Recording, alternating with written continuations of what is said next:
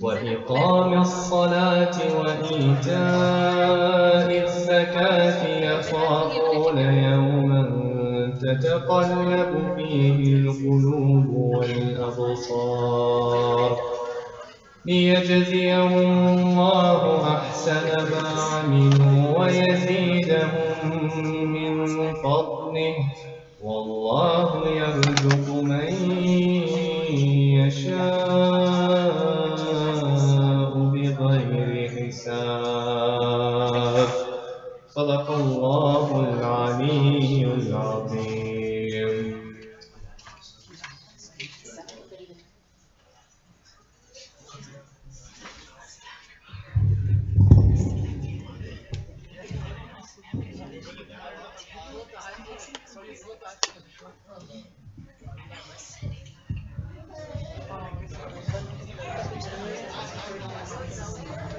Assalamu alaikum.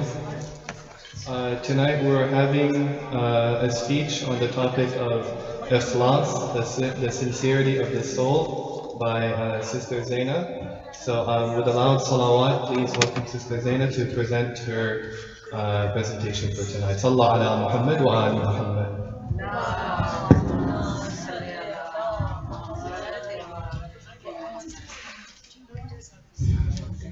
Assalamu alaikum wa rahmatullahi wa barakatuh. Tonight I'd like to speak briefly about one of the most important qualities we can develop in our souls, especially during these sacred nights of Moharram. That quality is ikhlas, which means sincerity. In Surah Az-Zumar, verse 2, Allah says, "Surely we have revealed to you the book with truth. Therefore serve Allah, being sincere to Him in obedience." Ikhlas is the foundation of every act of worship. Without sincerity, even the most outwardly impressive deeds lose their meaning. Imam Hussein alayhi salam didn't give his life in Karbala for fame or recognition. He stood for truth and justice purely for the sake of Allah subhanahu wa ta'ala. Sincerity means doing the right thing even when no one is watching. It means removing ego from our actions and seeking only the pleasure of Allah, not praise from people. So, who are the sincere ones? They are those who worship Allah in such a way that they don't see themselves. Their actions are not performed for approval or recognition. They serve without waiting for thanks. They belong entirely to Allah. So, how do we know we are sincere with our intentions? One sign is consistency. If a person behaves the same in public as they do in private, if their devotion is the same, whether seen or unseen, then they are sincere. They don't show off and they don't praise themselves. How can we preserve our sincerity? We begin by reminding ourselves of verses like this one from Surah Al-An'am, verse 162. "Truly, my prayer and my service of sacrifice, my life and my death, are all for Allah, the Lord of the worlds." Let us remember that God-seeking and self-seeking cannot go together. Either we act for Allah or we act for approval and applause. We can't do both. The first step on the journey to Allah is to abandon self-love and ego. This is what Imam Hussein alayhi salam taught on the plains of Karbala. His stand was not for personal gain, but to preserve the truth of Islam. So tonight, as we mourn and remember, let us also transform. Let us check our intentions. Let us purify our hearts. Let us be sincere with Allah, with others, and with ourselves. May Allah help us all work towards this, inshallah. Please recite a salah. Allahumma salli ala Muhammad wa ali Muhammad.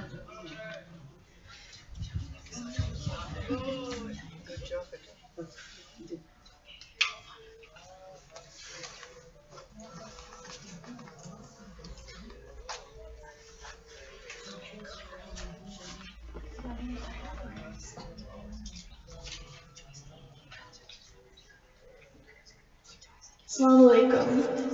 Today I will be reflecting on one of the most powerful and inspiring moments in Islamic history, a moment that teaches us the true meaning of strength, dignity, and unwavering faith. After the heartbreaking tragedy of Karbala and the martyrdom of Imam Hussein alayhi salam, it was not an army or a sword that preserved the truth. It was the voice of a woman who refused to be silenced. Bibi Zainab, the noble granddaughter of Prophet Muhammad, stood in the court of Yazid, not as a broken prisoner, but as a fearless representative of divine justice. Her words didn't just challenge a tyrant, they echoed through history, reminding us all that real honor is never tied to power, status, or how others treat us. True honor comes from standing with Allah subhanahu wa ta'ala, from upholding truth, and from never compromising our faith. When Bibi Zainab stood before Yazid after the tragedy of Karbala, she said, "Do you think, O Yazid, that you have closed all the doors of the earth and the sky upon us, and that we have been driven as captives, but do you think that this will humiliate us in the eyes of Allah?" In this one powerful question, Bibi Zainab teaches us what real honor and dignity means. Yazid thought that by killing Imam Hussein and by taking the family of the Prophet as prisoners, he had destroyed their honor. But Bibi Zainab reminded him and all of us that true honor doesn't come from wealth, power, or status in this world. It comes from our connection to Allah subhanahu wa ta'ala and our commitment to truth and justice. Even though she was in chains, she stood strong, fearless, and dignified. She showed us that no tyrant can humiliate a true servant of Allah. This teaches us that when we face difficulties, whether people talk badly about us, betray us, or try to bring us down, our real respect is with Allah. If He is pleased with us, we should not be afraid of what others think. Especially for us as youths, this message is so important. Today's world, people chase fame, likes, and approval from others, but Bibi Zainab showed us that the only approval we truly need is from Allah. May we always remember her courage and never let our faith weaken when we feel alone or judged. May we stand tall for what is right, just as she did, no matter the situation. Please recite Salawat.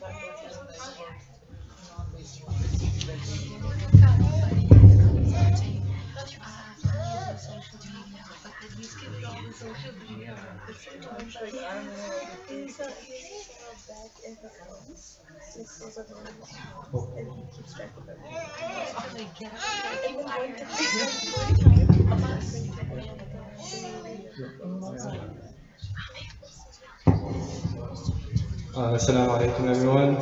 Jazakumullah to Sister Zaina and Maya for that very inspiring presentation. Before we begin, can we please recite Surah Al-Fatiha and Surah Al-Ikhlas for the following marhumin? Mir Muhammad Ali, Zahra Nawaz, Ali Nawaz, Afsar Begum, Mutahhir Ali Khan, Iftikhar Ali Khan, Saadat Ali Gauhar, Fazinat Begum, Mumtaz Begum, Mahjabeen Begum, Nawaz Hussain, Sohrab Ali Shah, Bakhtiyar Hussain, and Raza Abid Hussain.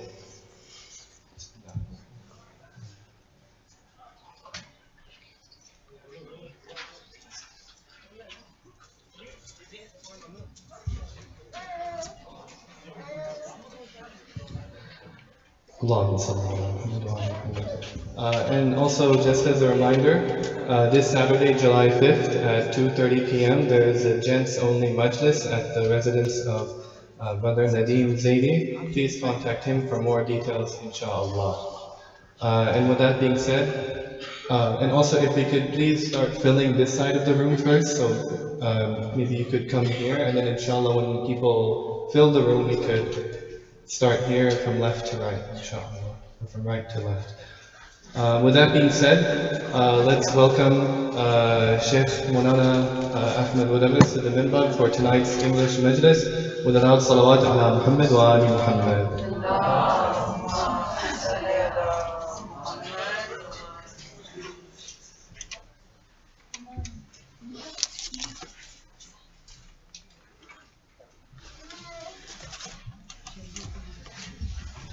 Assalamu alaikum wa rahmatullahi wa barakatuh. For the honor of our beloved Prophet and his immaculate progeny, Ahlul Bayt, recite the salawat ala Muhammad wa ala Muhammad.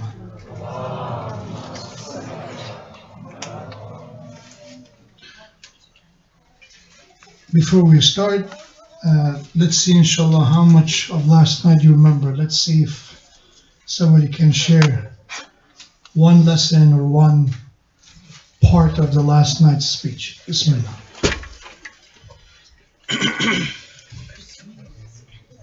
Please, not that many hands, please.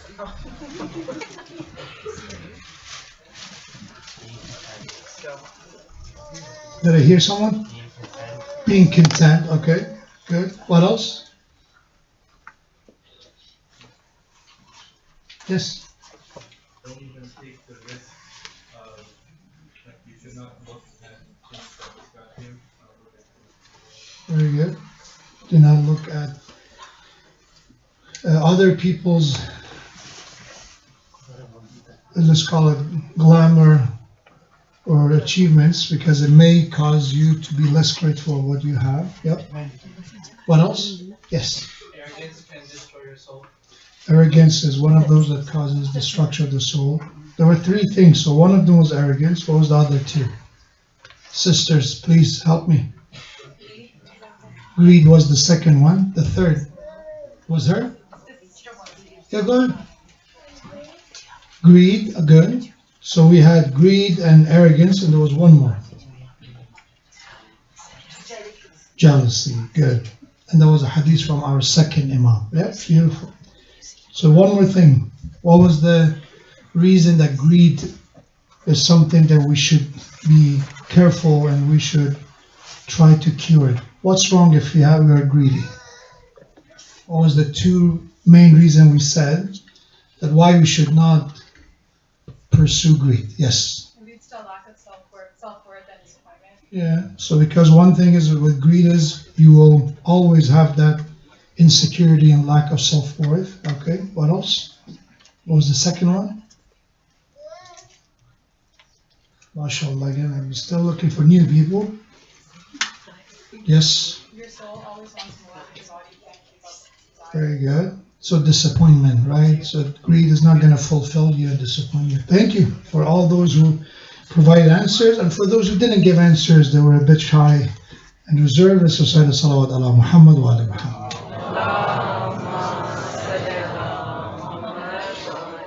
أعوذ بالله من الشيطان الرجيم بسم الله الرحمن الرحيم الحمد لله رب العالمين بارئ الخلائق أجمعين باعث الأنبياء والمرسلين ثم الصلاة والسلام على حبيب إلهنا وشفيع ذنوبنا وطبيب نفوسنا العبد المؤيد المصطفى الأمجد أبي القاسم المصطفى محمد صلى على محمد وعلى أهل بيته الطيبين الطاهرين الهداة المهديين. قال الله تبارك وتعالى في القرآن الكريم خلق الإنسان هلوعا إذا مسه الشر جزوعا وإذا مسه الخير منوعا إلا المصلين الذين هم على صلاتهم دائمون. صدق الله العلي العظيم. May Allah subhanahu wa ta'ala in this month of Moharram increase our iman and our recognition and ma'rifah to Allah subhanahu wa ta'ala, to Prophet and to the Ahlul Bayt, especially to Imam al-Hussein alayhi salam, and to the Shuhada of Karbala, the salawat ala Muhammadin wa ali Muhammad.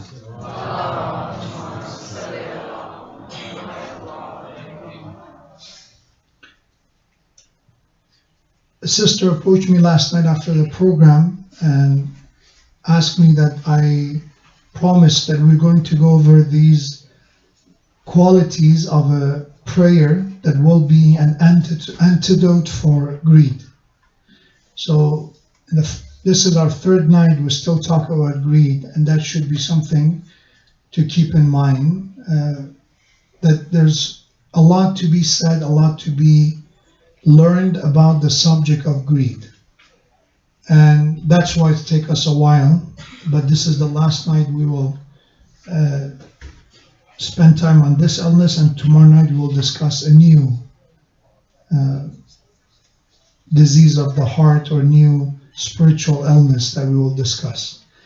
But in the first night we discussed this ayah from Surah Al-Ma'arij, when Allah subhanahu wa ta'ala described our nature. Allah said, خُلِقَ الْإِنسَانَ هَلُوعًا. You should know that you were created with greed. You were created with impatience, meaning that you want more and more, and at the same time you want it right away. You don't want to wait for it. That's something part of our nature. And because we are a human being, we have a soul, but we also have nafs. Remember that our existence is a mixture. فَأَلْهَمَهَا فُجُورَهَا وَتَقْوَاهَا. When Allah talks about our soul, Allah said, when we created you, we inspired you by fujur, meaning that part of your existence have attraction and has inclination toward corruption, as well as taqwaha, as well as that you are inclined and you're attracted to piety, to what is good and virtuous as well. So our journey of life is قَدْ أَفْلَحَ مَنْ زَكَّاهَا. Just we should figure out, if we are seeking success, if we want salvation, what is the answer? Tazkiyah, to purify ourselves. What does it mean to purify ourselves? It means try to get rid of bad habits. Try to get rid of bad behaviors. That's what the tazkiyah is about. Among those bad and negative qualities that we should try to cleanse ourselves from is greed.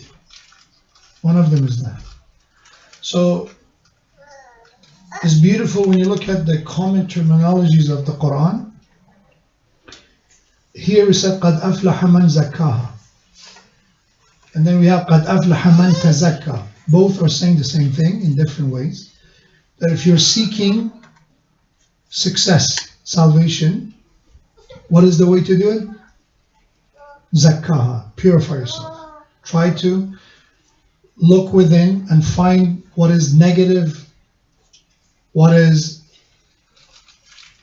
considered to be fujur, corruption, and try to eventually cure it and eventually try to cleanse yourself and your heart from it. And then in the other ayah we mentioned, Quran said, وَمَنْ يُوقَ شُحَّ نَفْسِهِ, the one who learns how to control their greed. فَأُولَٰئِكَ هُمُ الْمُفْلِحُونَ. They are the successful one. So it shows that another way to get to falah, to success, is that we need to have control over greed. Shuhha. Shuh is another word for greed in Arabic. So the one who has control over the greed, the one who is able to monitor and ultimately regulate their greed, they are the one that they will get to success. And there's one more that is about success, that we hear it every time we hear the adhan and iqamah. What is it? Hayya alal falah. Right? Again, I want to look at all this with the key term falah. Falah meaning salvation or success. So one ayah says success and salvation is to purify yourself. Another one says to control the greed. Another call for prayer says hayya, hurry up, hasten toward falah, toward success. And what are we talking about? We're talking about salat. We're talking about prayers. So the question is, which one is it? Which one of these are the key to success? Is it purification? Is it controlling the greed? Or is it prayers? I want you to think about it, because sometimes that may happen, that I hear something and I say it doesn't make sense. It seems too scattered. recite salawat ala Muhammad wa ala Muhammad. If I can ask you to kindly join to this side, I would appreciate. Jazakumullah khair with the salawat ala Muhammad wa ala Muhammad.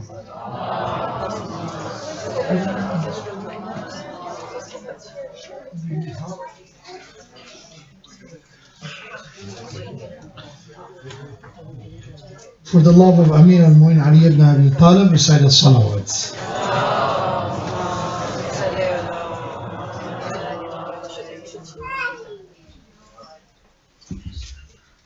So,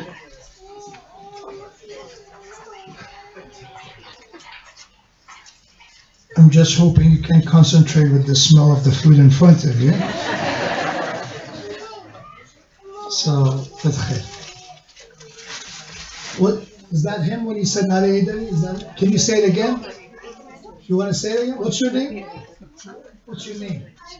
Ali. Hadi. Hadi. Go ahead. Say it again. Nare. Go ahead.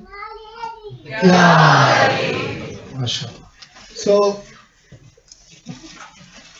it's a valid question. Which one is it? Make up your mind.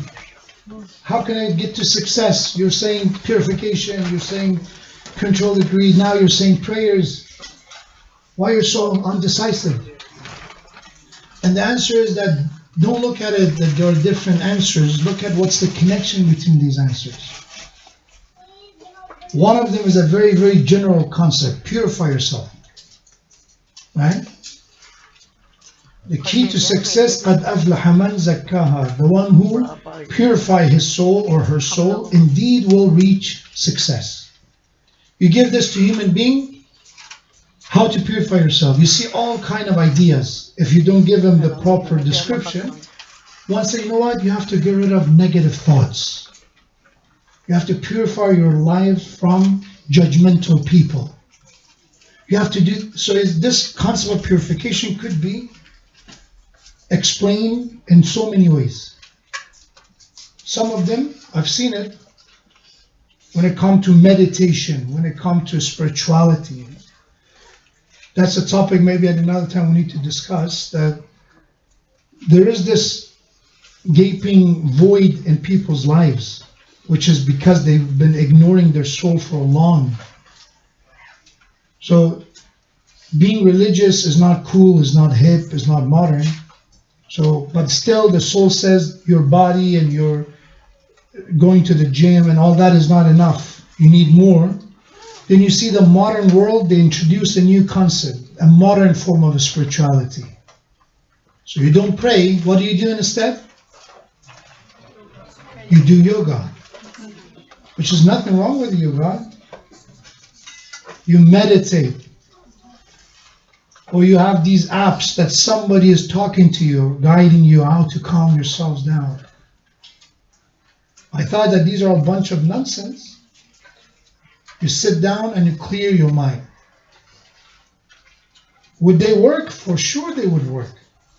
How I know they work? Is because when a human being put their mind to anything, it will work. That's the power of humans, what is known as placebo effect, right? They give sugar pills to patients in order to see if really, when they're doing trials with their new medication, because they know when they give the medication, even if it's not really working, the patient taking the pill, thinking, believing that it may work or it is working, they will feel better and they have signs of improvement. They have signs that, oh, they're doing better. So in order to keep that in mind, they have always placebo groups, right? So they give the sugar pill to one group and they give what is known the drug trial or the one that they're planning to test to the other group. That's human being. If you put your mind to something, you make it work. Delusion, illusion, whatever you call it, it is there. So what the deen says, it said, okay, let me be more clear. You need to purify your soul, but in order to purify your soul, there are ways to do it. There is a proactive way of doing it. There is an action and there's inaction as well. In order to purify yourself, you need to do both. It's like, for example, when you take your car for a car wash, in order to keep your car clean, there are two things you should do, right? You need probably, again, water and something to get rid of the stains, the spots on the car. And then you need to also make sure park your car in a place that birds are not considering it, a free zone. You need to also protect it. You need to do both. When it comes to the soul, both has to be done. You need a purifier, and you need also to get rid of the stain. The purifier is what? Salat. Prayer. Our Prophet described Salat as a well, as a creek, that 5 times a day you go to wash yourself spiritually. You do Salat, the Salat's supposed to cleanse you. In the other narration it says that Inna salat kaffaratun lil khataya. Your salat is a penance for your mistakes. Inna al-hasanat yudhibna as-sayyat. Then hadith mentioned this verse of the Quran that indeed good deeds, they wash away, they get rid of the bad deeds. They replace them. So that's what salat is a purifier. For someone who don't have much to purify, they don't have a lot of mistakes, it elevates them. It takes them to the next level. For the one who's still struggling to keep themselves to the basic rules, it does not let them to digress either. It does not let them to go further down. So we need the purifier, and at the same time, we also need to keep it away from the pollution as well. And what is that? The other ayah. Man yuqa shuha nafsi. If you stay away from the greed, that's how you get to success. That's the way you keep yourself from the corruption. So it's prevention and the cure at the same time. That's the reality. If you like it or not, the best medicine is to prevent, right? Is not to let it happen, to look for a cure. But sometimes the reality is that it's not going to happen. You're going to get infected, spiritually get ill. So there should be again now a remedy, a shifa for it. So our deen offers both. That's why you see different kind of wording for the word salvation or success. One is the category itself, one is an action that has to be done, one is a purifier, cleanser, and the other one is a prevention. So we're going to tonight focus for the antidote and a cure for the greed. Meaning that, of course, the best thing to not let the greed happen. We talked about the way how to avoid it, right? Last night. We said in order not to let greed grow within you, stop comparing your lives with others. Stop staring at people's lives. Stop being obsessed with what people have and do. That's what Quran says to the Prophet. وَلَا تَمُدَّنَّ عَيْنَاكَ. We discussed that in detail, right? So that's one thing we should do. These are prevention. That we're not going to let greed happen. We're going to stop it at the get-go. But the question is that I'm a human being, what if it happens? What if there's something within me that is not happy, is not satisfied with what I own? I have a restless night because somehow I feel that I need more. I want more. And more, I'm talking not about more to help others, more to serve others, more just for my own sake. I want more. More of everything to show off, to brag about it. I want more glamour. I want more shiny stuff. Then what should I do with what already exists? One of the best cure for that is salat. Why? Because Quran says, Surah Al-Ma'arij, when Allah says, indeed human being was created greedy and impatient, when they are afflicted, when they are in trouble, they start complaining and they start being frustrated. And when they are blessed, they become stingy, they suddenly become selfish. Allah said there's an exception, those who are not like this, إِلَّا الْمُصَلِّينَ, except those who are musallin, those who establish salat, those who have namaz or salat as part of their lives. Salat is a cure and it's a purifier from that halu', that greed. But this salat is not just a normal salat. Normal, what I mean is not just the structure of a prayer. There's conditions for it. I mentioned, is it possible for somebody to pray and be greedy? Yes. Do we have an example? Yes. Let's go historical. Historically, if you want to see people who are greedy, people who, because of wealth, like Umar ibn Sa'd, we talked about him. Like many soldiers who fought against Imam Hussein, they did pray on the day of Ashura as well. They did salat as well. But that did not stop them from the greed they have for what they were promised in order, literally in exchange of killing Imam al-Hussein, the master, one of the masters of the youth of paradise, to get reward in exchange. The worst than that are those that after Imam al-Hussein was killed, they went after looting and stealing, that even they stole the armor, they stole the ring, they stole everything from even we have to the earrings of the girls. If this is not greed, what it is? So these are the ones who prayed. Another example, Samarat ibn Jundab. Who is he? A very interesting figure. Muawiyah approached him and he said, I will give you 100,000 dirham, the currency of the time. You are someone that people trust, you say hadiths, you say narrations. Go and change the occasion of revelation of this ayah, وَمَنْ يَشْرِ نَفْسَهُ ابْتِغَاءَ مَرْضَاتِ اللَّهِ, which is the ayah, the occasion of revelation is when Imam Ali alayhi salam slept in the bed of the Prophet when Rasulullah migrated from Mecca to Medina. He was the decoy in order to enemies not to pursue and not to chase Prophet right away, so he get enough time to leave, to escape.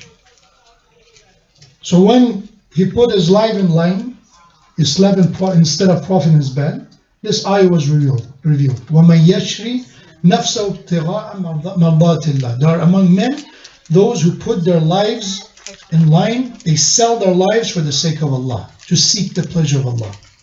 This is what the Muawiyah said. So Muawiyah told him, because why? Because for him, he is the one who is against Imam Ali. He's fighting him. And remember, in every war, even nowadays, we have what is known as the hard war, right? What is the actual confrontation, physical war, and then you have psychological or soft, which is that you control the propaganda, you control people's minds. That's what's happening right now. Back then, Muawiyah was a master of that. Because in order to be able to defeat Ali alayhi salam, one thing is that we're going to go sword against sword. We don't have much luck, that's Ali and that's Dhul Fiqar, so we can't win that one. But when it comes to being gullible and naive, there's so much around Ali that we can work with that, which is happening right now.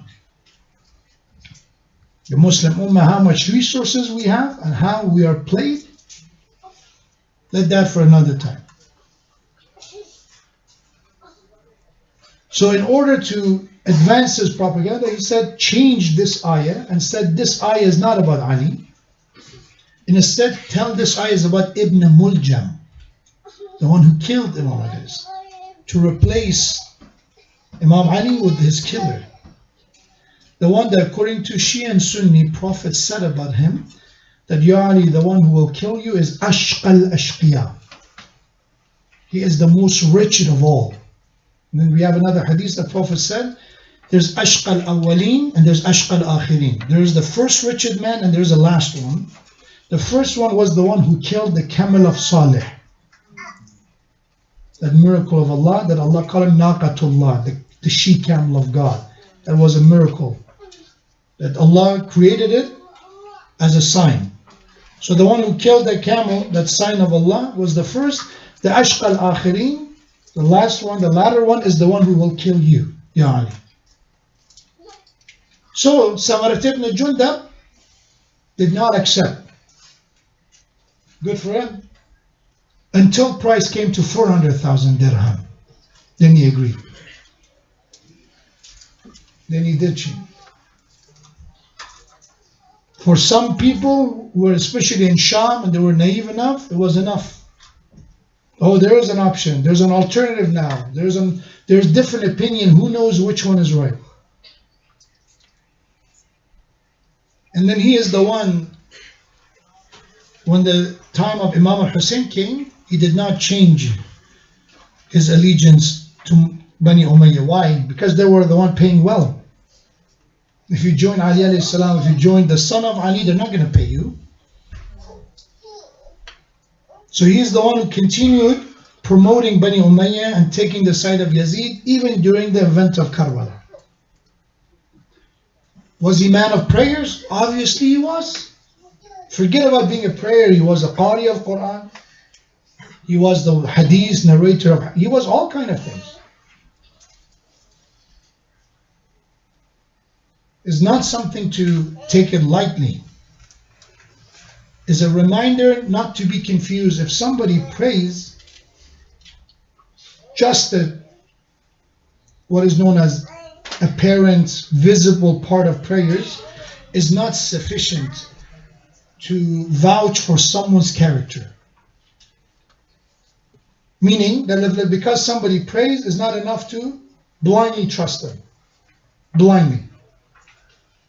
Why? They pray. We inshallah look at them with good assumption and we think of them positively, but that's never an excuse to say, oh, because he prays, I'm going to blindly trust him. Why? Because the salat has certain criteria. The hadith says, لا تنظروا إلى كثرة صلاتهم وصومهم. When you want to associate with someone, when you are trying to build that trust, you are trying to again have some kind of accountability, do not just look at the abundance of their salat, of their prayers and fasting. Oh, because he prays a lot, because she fasts a lot, that's enough. What should you look at? ولكن انظروا إلى صدق الحديث وأداء الأمانة. I'm sorry, Ada. Can you move a little bit? Inshallah they can. صلوا على محمد وعلى محمد. Yeah, all the boys, if you can come here, join me here. Thank you. What's your name? Yes. Hadi. There's a night of Hadis. Hadi, come here. Masha, Hadi, come here. What's your name? Badir, come here. Thank you. Sallu ala Muhammad wa ala Muhammad.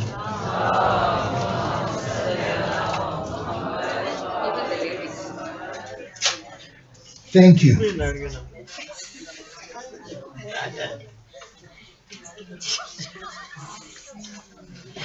So,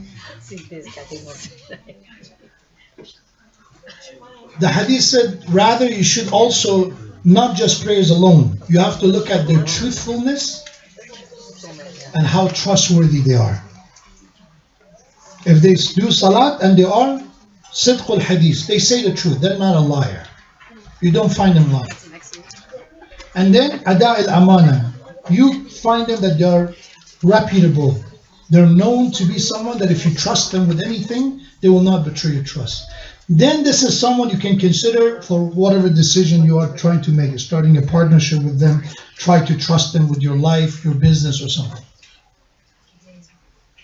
I've seen people say, oh, I trusted this person because they were praying.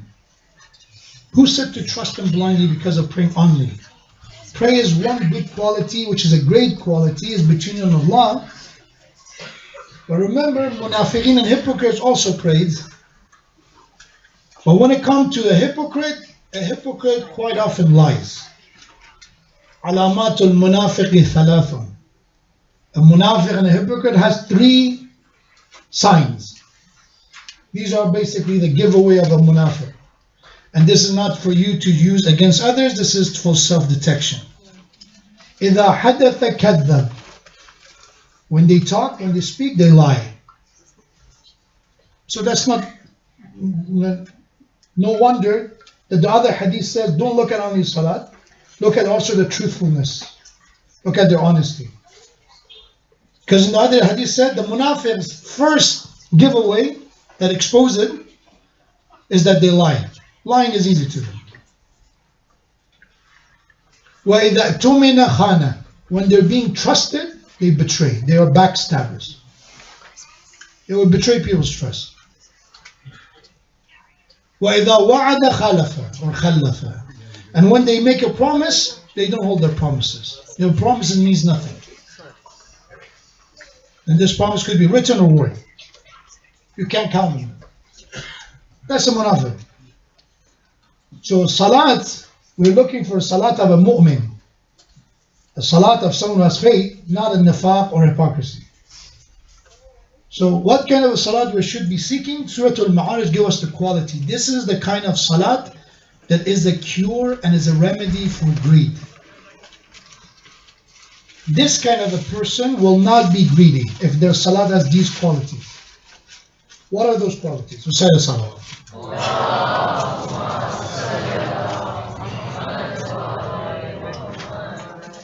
The hadith says, the ayah says, again, Surah Al-Ma'arij, these are from verses 23 all the way to 34. So these are the signs. If you're looking for it on your phone, you can follow this reference later on. Surah Al-Ma'arij, starting from 23, is the qualities of the salat, the prayers that we should be seeking. The first one, الَّذِينَ هُمْ عَلَى صَلَاتِهِمْ دَائِمُونَ. Those who persevere in their prayers. They're consistent in their prayers. Meaning, a munafiq prays when everybody else prays. A munafiq prays when they think, okay, I get a compliment out of this, I can fish a compliment. Because for them, prayer is not something they believe in, it's something that is just about a gesture. But the one who is truly a believer, they're consistent in that connection with Allah. Da'imun. Dawam meaning when you're consistent, you persevere. So that should be a very important sign to us. Imam al-Husayn's salat is da'imun, meaning you heard about the day of Ashura, we heard about stopping the battle, praying, although they're being attacked. But for him, this is the norm.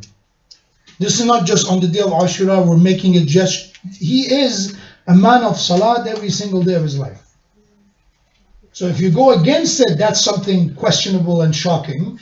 But for him to follow his dawam and his consistency is normal.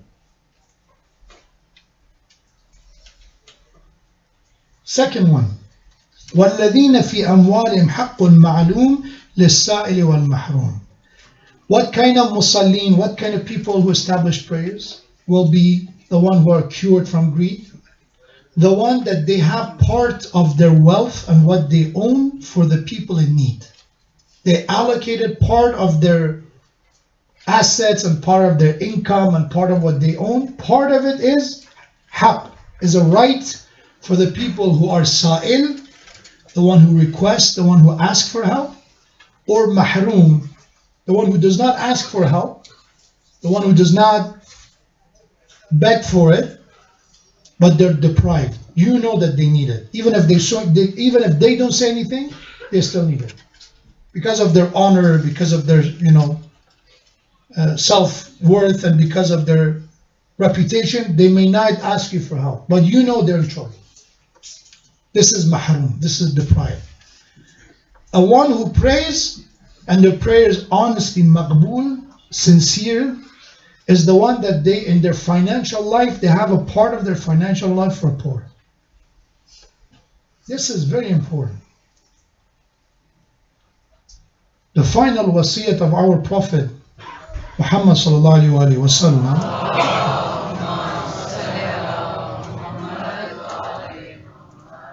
it's narrated from our Prophet that he was giving his final word to Imam Ali alayhi salam.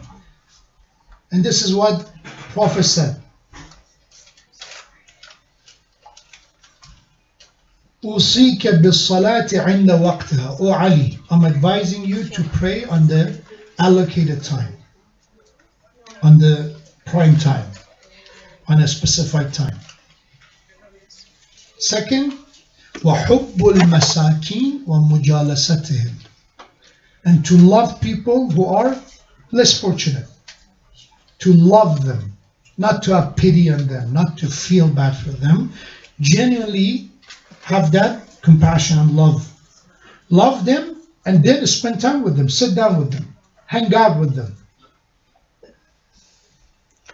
Quite often I hear on social media when they talk about financial success, how to be successful and all that, you hear the word mindset. You have to change your mindset. And one thing you quite often hear is what? Surround yourself with successful people. Surround yourself with people who are basically, high achievers. Do not surround yourself with people who are content, with people who are not having these, very high financial ambitions. Here, our spiritual teacher, our prophet, and the Imams of Ahlul Bayt, they tell us opposite. Said an antidote and cure to greed is to actually spend time with people who are less fortunate. Not just to hang out. Because why is it? There's a very simple explanation. If you are hanging out with people that every day they go to a coffee shop and they get a $20 coffee.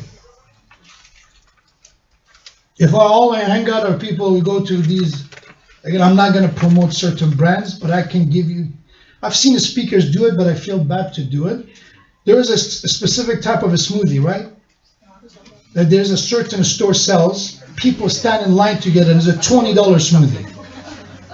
You know that it exists. I know it exists, but if this is the kind of people you hang out with, what's going to happen to you, do you think? You show up with your cup of water. There's something within you, especially if they're more like that. Let's say if it's a group of 5, 4 of them, they have that drink. And you're going to be that strong one, I'm going to, swim against the stream. The chances are you feel bad about yourself. I've seen people say, my parents were not smart enough. Otherwise, our lives was different. They could have worked harder, or if they were smarter, or if they would have made investment. And I've seen people feeling bad about themselves. And our deen says, let's be clear, no matter how much of dunya you have, regardless of all these socially constructed achievement you may have, at the end of the day, Bani Adam, you're children of Adam. When you're buried, none of that matters.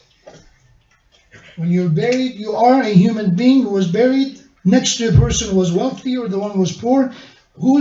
Everyone is going to take a kafan. It's not very beautiful, it's not very uplifting, but it's good. Khadija Salamullah alayha, with all her wealth, she gave everything for the sake of Allah. At the end of the time, when she passed away, it was not enough money to buy kafan for her. You say, oh, what a bad decision. No. Look at the name Khadija. Look at the status of Khadija. How many of those people who lived a great Gatsby kind of life and dreams, what happens with them? How many of them, their names survive? They live on that luxury, celebrations and parties and all that. But Khadija's name and legacy is immortal. The Prophet said she is among the 4 women, great women of heaven. So we have that, looking at the way we associate with the people who are less fortunate. I don't like the word poor. Financially, they're less fortunate. Allah give you a blessing, a fortune. Allah did not give them a fortune. So they have less blessing in a financial level. That's it. That's all it is. That's it. So what kind of salat will be a cure for greed? A salat that the one who prays have part of their income and their wealth for the people in need. Make a decision from now on. Even if my income is $200 a month, a part of that I'm going to put it aside for the people in need. The more I make, it's a decision. It's a lifestyle decision. If you like, again, to spend it for people's education, good for you. Because I've heard people giving lecture. I'm a lecturer as well. Because when we talk about giving, you hear people who always have a criticism, right? We should teach people how to fish. We've been giving them enough fish, it's not going to work out. Okay, Bismillah, you be the teacher. Start teaching them. No, Sheikh, I'm busy, but I'm talking about these charity organizations. So it's easy to talk. Somebody needs help. Let's say if somebody is hungry, you teaching them a job, until they learn a job, they need food. You can give lecture all you want about teaching them how to make money, but right now, when a child is hungry, that child is hungry. So there's imminent need that you need to address, and there's long-term. You can think of a way that how can you address it. I think I've seen one of these charities who came to our center. They talk about that they, in addition to having, of course, food distribution and all that, they also have these other venues that they are helping people in need. Among them was, I think they buy them rickshaws. The family can use the rickshaw in order to work and make money with it. Or for women, they give them, those who know how to do, sewing machine. So there are works, but those people, may Allah bless them, they do the work. They're actually on the ground, going through all the hurdles, all the obstacles in order to get to the result. Theoretically, it's easy. I'm a speaker. I always talk. It's easy to say things. And amal, in action, is always difficult. So next time when there's a chance to give money, remember, Shaitan is going to come hold my hand and your hand. Why you're giving this money? People have need. No, let's teach them how to fish. Okay, are you planning to do it? No, but somebody else do it. So it's all, let me give this charity. No, you can do better thing with it. Let's actually invest it in this, Bitcoin or something like that is going to grow. And then one day you build a hospital. I know those people. 10 years ago, I talked to some of them. Talked about helping someone in need. They said, no, Sheikh, right now I'm doing investment. I'll see you in 10 years and we're going to, inshallah, do great things together. Inshallah, they did, I hope. They didn't come to me, they found someone better to work with. Well, we have a hadith that when you're trying to give for the sake of Allah, Shaitan is the one who tempts you not to. There are people, they don't need it as much. I've heard all these things. Or people who are in, let's say in Pakistan, Afghanistan, they're not really needy people there. They buy golds. They have golds from here to here. I've heard these lines. Are there people like that? Maybe. But you don't need to, be an expert in this to see there are people in need. You have relatives there. You have family. You've been there. Some of you went there. How can you see them and say, okay, there's no needy people here? So that's another quality. The one musallin, those who pray, but part of their income, part of what they own and their basically wealth, part of that is a haqq. It's not pity, it's not leftover. It's a responsibility for them to give it to the people in need. وَالَّذِينَ يُصَدِّقُونَ بِيَوْمِ الدِّينِ. Next one, those who affirm the day of resurrection. As they do salat, they understand there is a life coming. That's how you can control the greed. If you see only dunya, it does not make sense to give away your money. If you only see this life, there's no hereafter, it does not make sense not to be greedy. You have to be greedy. I have to put all my eggs in this basket because there's only one dunya. But when we know بِيَوْمِ الدِّينِ, there is another life, there is a resurrection, there is a continuity, and it's a bad investment. Even according to the dunya's standard, is a bad investment to only focus on this life and ignore the other. So it's important, وَالَّذِينَ يُصَدِّقُونَ بِيَوْمِ الدِّينِ. As they do salat, they think of their judgment. مَالِكِ يَوْمِ الدِّينِ. We say it in our Surah Al-Ham 10 times a day. that He is the one in charge, right? Maliki Yawmiddin. Who is the one in charge in the Day of Judgment? He is. So we are being told that if you are distracted in Salat, if you cannot concentrate in Salat, Salli salata muwaddi'in. Always pray as if this is your last prayer. Then your concentration will be there. If you think of the Day of Judgment, if you think this is the last one, then you will pray much more attentively. Not that suddenly you will transform, it will be a bit more attentive. What if I don't have a chance for another Salah? What if this is the last one? وَالَّذِينَ هُمْ مِنْ عَذَابِ رَبِّهِمْ مُشْفِقُونَ. Those who are also mindful and concerned of the punishment of their Lord. Meaning, they believe in the Day of Judgment, but they're not of those who forget that yes, there's Day of Judgment, yes, Allah is forgiving, yes, Allah is merciful, but also there is justice of Allah. So as I do pray, I remember of accountability. Punishment meanings, I know that they eventually have to face what I do. Even if nobody is successful to make their case against me, I'm very good in my words. I've seen it between couples, right? That's one thing I advise them. That's a religious advice I give them. When there are issues, sometimes between couples, they try to win the argument. They go back and forth, back and forth, back and forth. And again, if you like it or not, there's some people, humans, who are better. Men or women, it doesn't matter. They're better at arguing. It comes to a point that they are, they're very good at it. They make so many different kind of irrelevant points and excuses until that person forgets what they were talking about. I said, okay, you're right, I was wrong. And they think they won. And I tell them all the time, remember that even if you're able to defeat your spouse, there's the one that you have to face Yawm al-Din that you cannot defeat him. So good for you, you defeated him. In the Day of Judgment, who's going to stand up in front of you and say, you were wrong. You were unjust. You were unfair. That is a very late time to acknowledge your mistake. It's too late. Because now it's haqqun nas. Yes, it's your spouse, it's your husband, your wife. But now you were a zalim. Meaning that you used the gift of Allah, which was words, or ability to express your thoughts. You're intelligent. You use it, you twisted the truth to win the argument. And Allah said, I see you. وَمَكَرُ وَمَكَرَ اللَّهُ اللَّهُ خَيْرُ الْمَاكِرِينَ. You try to, who are you trying to trick? Me? So the one who prays, they also remember Allah's punishment. They're concerned about it. They're apprehensive about it.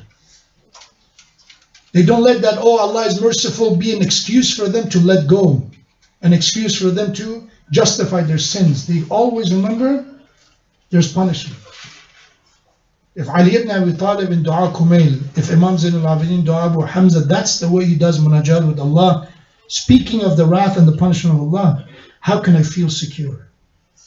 It should be hope and concern at the same time, fear at the same time.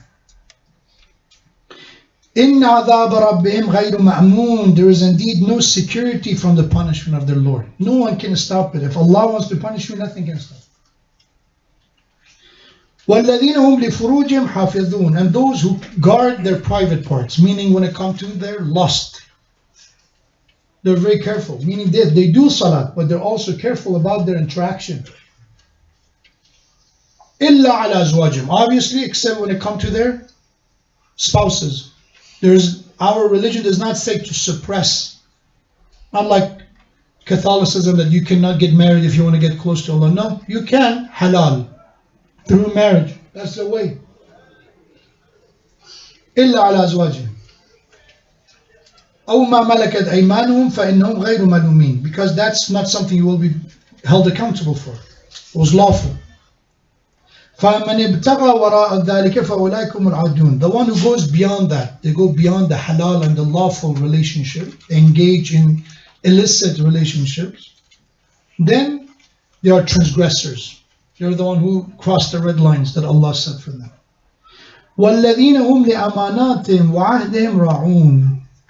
Subhanallah, that hadith, Quran also says, what kind of salat is the cure of greed? What kind of salat is the proper salat? The one that they're praying and at the same time they are keeping the trust and their promises and covenants. They're trustworthy people and they're truthful.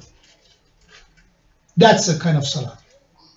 So if somebody said, oh, somebody was praying, I did a partnership with them and they cheated me, don't be surprised, because Allah said, not everyone who does salah have these qualities. A munafiq can pretend to pray as well. But this is the objective, this is the goal of a kind of salat we want. وَالَّذِينَ هُمْ بِشَهَادَاتٍ قَائِمُونَ, and those who are observant of their testimonies. They ask you, have you seen this? Have you heard this? What they have told you? Because I've seen sometimes marriages are getting destroyed over not understanding this. Somebody picks up the phone. I don't question their intention. Their intention may be khair. But what they do is, they pick up the phone. Sister or brother, doesn't matter. Everything is good? How's everything? Yeah, you know, the small chat, the chit chat. I don't want to say too much. I've seen nothing, but just be careful about your husband. And the person said, why? He said, nothing. This nothing is just enough. Now you open the door of suspicion. What is it? If you've seen something, you're giving a testimony, Bismillah. But you have a hunch, or somebody said something, or whatever that is, that our words have weights. Imam says about the tongue, Jirmuhu saghir. The volume, the size of the tongue is very small and insignificant. Wa jurmuhu kabir. But the guilt and the crime that it can carry, it's magnificent. It's great. It's destructive if it wanted to be. So the ayah says they are watchful of their testimonies. I've seen this. What did you see? There's Innocent Project, right? If you're familiar with Innocent Project, there are people who are in death row or they were already executed because somebody said, oh, I saw them. A lot of them were, unfortunately, minorities, blacks. Oh, I saw them. Now there's DNA testing. There's enough money to kill children and women, but there's not enough money for this project. People actually have to donate. What is the money? The money is that actually if somebody, the only thing against them is the testimony, eye testimony, that they've seen this person. What they do, because back then there was not DNA testing, now they go to the forensic and all that, they do DNA testing and to see. It costs money. Called Innocent Project. Many people, many is not enough, by the way. Many were exonerated because of it. That it was not even their DNA at the crime scene. All of that started because of what? Oh, I've seen that person. Are you really sure? Oh, they look all the same. The racism, the bigotry, all that. For us, it could be also a perpetrator of that as well. When we say something without knowing. Two people are talking. What are they talking about? Do we know? We can assume. We can assume, oh, this person tried to break their marriage. Are you sure? Have you heard it with your own ears? Your good intention does not justify certain words. And this is not to be precautious. This is not to be on the safe side. Sometimes your intention is to protect their marriage, and what happens, you destroy their marriage. So be careful. If somebody, God forbid, they're not honest in their relationship, sooner or later they will expose themselves. Liars are usually the one with bad memories. Sooner or later they will expose themselves. Don't worry. But if the chances if there's nothing going on, it's an innocent, maybe it's a misunderstanding by you. I just gave an example the other night, right? I was making some example and I said, I wish not somebody's going to break down or cut the clip and put that. It's possible. If they put that out there, I'm cancelled. I'll see you inshallah in the next generation. Why? Because somebody cut the word. I was sarcastically saying something. I was making an example. So what if that's the case? You just came in the middle of a conversation. Maybe you were not in the beginning. Maybe it was something. So Quran says those who pray, they're very careful about their testimony, about their words. from what they have seen or what they have heard. And then Allah said, وَالَّذِينَ هُمْ عَلَى صَلَاتِهِمْ يُحَافِظُونَ, and they ultimately protect their salat. Muhafizat, hifz is when you preserve it. They're consistent in their prayers at the beginning, at the last, they preserve it. Meaning once you did the salat, the sin can destroy it. The same way good deeds will replace bad deeds. Bad deeds destroy the effect of good deeds. You come to Majalis of Hussein, there's a positive impact. There's remembrance of Allah, there's remembrance of the Prophet, there's remembrance of Quran, there's remembrance of Ahlul Bayt. These are all good things. And God forbid, after this, I'm going to gossip. I'm going to do ghaibah. That ghaibah is going to affect this. It's not that it's one thing, that bad and negative deed is going to affect this positive deed. So Allah said after all these good qualities they should have with their salat, they protect their salat. They hold on to their salat like something precious. They don't let it be destroyed. أُولَٰئِكَ فِي جَنَّاتٍ مُكْرَمُونَ, they will be in that honorable heavens and honorable gardens that Allah has for them. This is the kind of salat that take us to heaven. This is the kind of salat that deliver us from greed. We ask Allah inshallah to have such a salat. And I was looking at this word of the Imam as-Sadiq alayhi salam.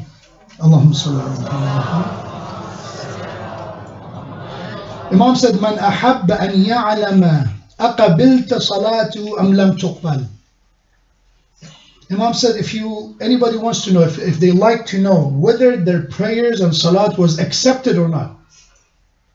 Because that's a question, right? We do the salat, whether this is accepted or not, that's a different story. فَلْيَنْظُرْ هَلْ مَنَعْتَهُ صَلَاتُهُ عَنِ الْفَحْشَاءِ وَالْمُنْكَرِ. Then they should look whether their salat and prayer stopped them from committing indecency and unlawful act. If they stop you, that salat stopped you from committing a haram, a sin, فَبِقَدْرِ مَا مَنَعْتَهُ قُبِلَتْ مِنْ, to the degree that it stopped you from that indecency, from that haram, to that degree your salat was accepted. So how I know my salat was not accepted? I still go on with the same bad habits. I still go on with the same sins. Nothing happened. Nothing changes. My bad manners are still the same. I curse is still the same. I watch the same, garbage. My tongue, my ears, my eyes, everything when it comes to the sin is exactly the same. If that's the case, then the salat is not accepted. But if I was able to reduce 1 or 2 sins, I was able to reduce 50%, I was able to get rid of them. To that extent, my salat was accepted. Because إِنَّ الصَّلَاةَ تَنْهَى عَنِ الْفَحْشَاءِ وَالْمُنْكَرِ. Salat was intended, the purpose of it was to give us that strength and that courage to control ourselves against the disobedience of Allah subhanahu wa ta'ala. Sallu ala Muhammad wa ala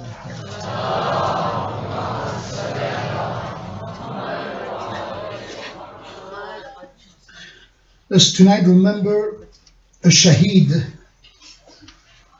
who has an important role in the day of Ashura, as well as when it comes to the salat. On the night of Ashura, when Imam al-Hussein and his companions were praying, an enemy approached them and said, "Oh Hussein, stop praying.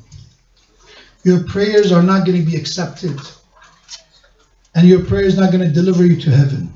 Imagine the audacity. Imagine the foolishness that you think the master of the youth of paradise, that Prophet said, is not going to go to heaven, and this greedy hypocrite and munafiq consider himself worthy of heaven. That's the delusion. Habib ibn Madahir is the one who came forward and said, "Oh man, do you know who is he that you were talking to? He is the son of Fatima. He is the son of Ali. He is the son of Khadija, and he is the son of Rasulullah. And you question his salat?" And try to advise him. This is the companion of Hussein. He did not say what is known to be as foul language or disrespecting him. Try to advise him. Try to guide him. but their ears were deaf from listening to the truth, and their eyes was blind from seeing the truth. And it went until the day of Ashura, and Habib ibn Madahir are among those who's praying with Imam al-Hussein alayhi salam.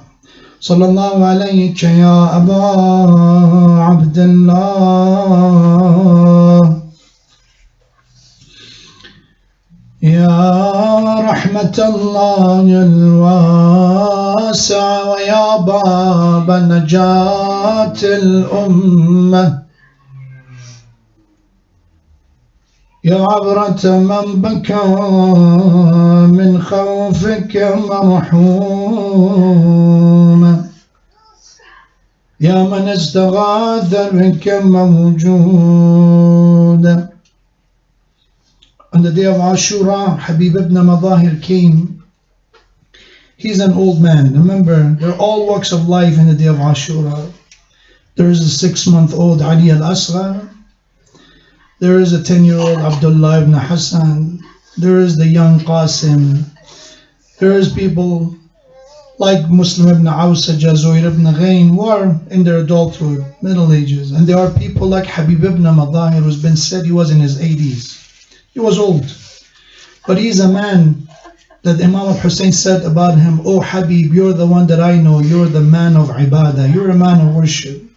That I know that a month did not go by unless you recited Quran, and some of the nights you finished the entire Quran." This is who Habib is. He is the one who is a faqih, who is a scholar of religion. But he chose to be with Imam al-Hussein alayhi salam, and on the day of Ashura he asked for permission, and he advanced toward the enemy. And when he confronted them, he said, "Oh people, if you don't know me, I am Habib ibn Madahir al-Asadi. I am the one that from the young age, when Hussein still was a child, I was watching him. I saw Rasulullah, how he admired and how he honored Hussein. I saw Rasulullah with my own eyes that he was kissing the face of Hussein, and he was carrying him on his shoulders. And he is the one that Rasulullah said about him, that Husaynun minni wa ana min Husayn."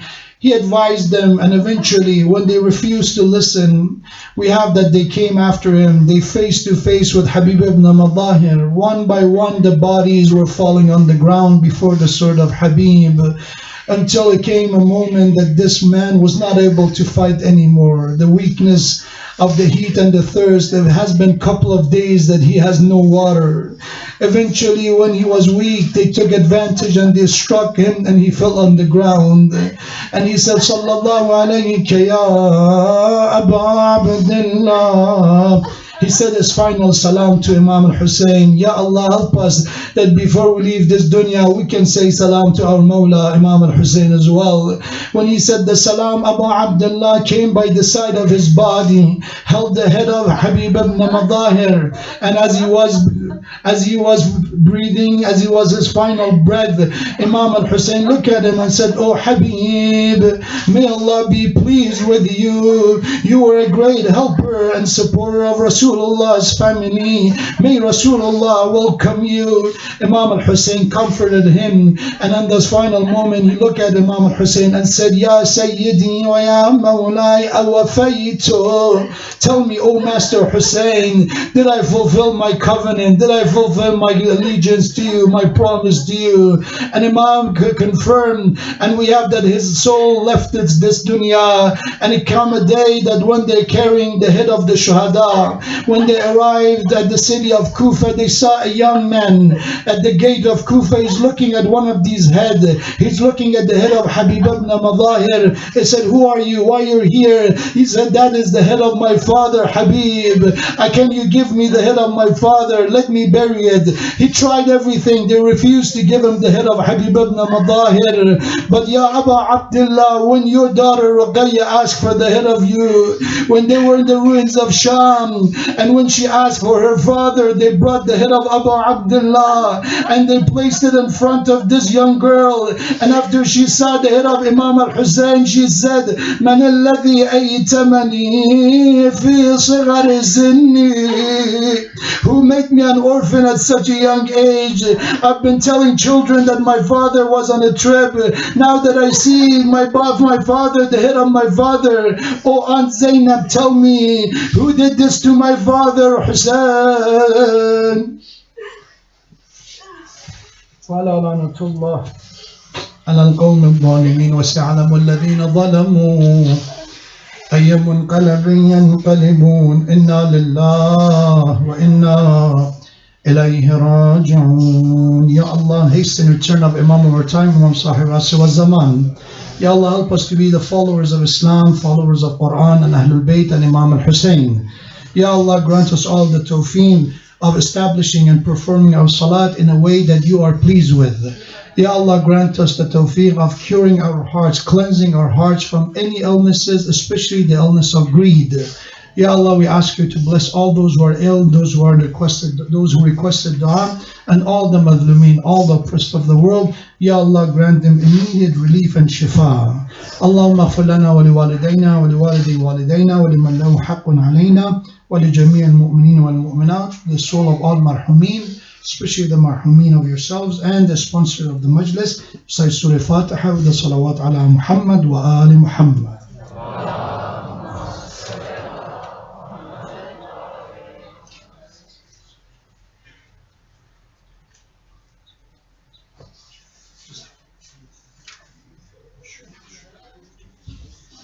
If you can, inshallah, recite another Fatiha for Mir Muhammad Ali, Zahra Nawaz, Ali Nawaz, Afsar Begum, Mutahir Ali Khan, Iftikhar Ali Khan, Sadat Ali Gohar, Fazilat Begum, Mumtaz Begum, Mahjabin Begum, Nawaz Hussain, Sohrab Ali Shah, Bakhtiyar Hussain, and Raza Abid Hussain. Al-Fatiha ma salawat.